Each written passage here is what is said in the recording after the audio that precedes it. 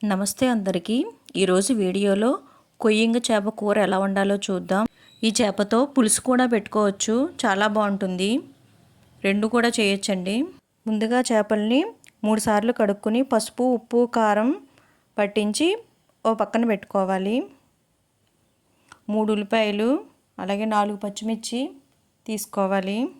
ఉల్లిపాయలు ముక్కలుగా కట్ చేసుకోవాలి, అలాగే పచ్చిమిర్చి ముక్కలుగా కట్ చేసుకోవాలి. కొంతమంది ఉల్లిపాయ ముద్ద కూడా వేస్తారు, రెండు మిక్స్ చేసి వేస్తారు. నేను పూర్తిగా ముక్కలే వేసేస్తున్నాను.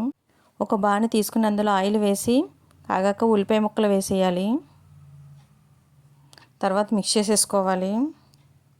కొద్దిగా సాల్ట్ వేయండి, ఉల్లిపాయ ముక్కలు త్వరగా మగ్గిపోతాయి. మూత పెట్టేయాలి.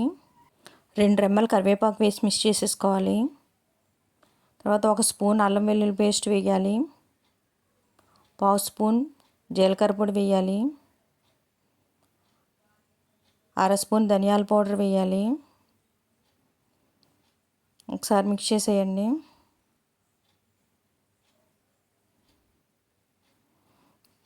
తర్వాత 4 పచ్చిమిర్చి ముక్కలుగా కట్ చేసుకున్నాం కదా, అవి వేసేయాలి. ఒకసారి మూత పెట్టేయండి. 1/2 టీ స్పూన్ పసుపు వేసి మిక్స్ చేసేయాలి. తర్వాత 2 స్పూన్ల కారం వేయాలి. ఒకే చోట వేయకండి, అలా స్ప్రింకిల్ చేస్తూ వేయాలి. ఒకసారి మిక్స్ చేసేయండి. గరం మసాలా క్లిప్ మిస్ అయిందండి, 1/2 టీ స్పూన్ గరం మసాలా వేయండి. ముక్కలు ఎర్రగా వేగాలి.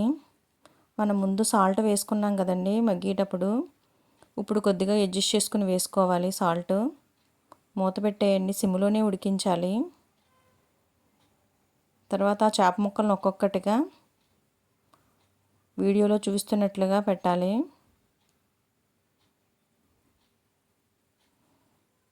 తర్వాత వాటర్ వేసేయండి. ఏ కూర అయినా సరే సిమ్లోనే ఉడికించాలండి. ఎన్వి కర్రీ టేస్ట్ చాలా బాగుంటుంది.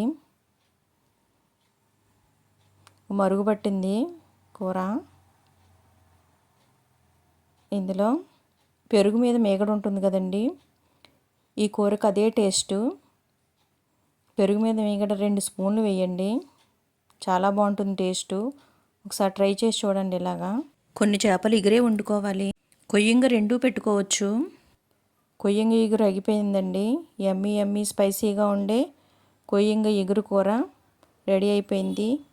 Thank you for watching this video.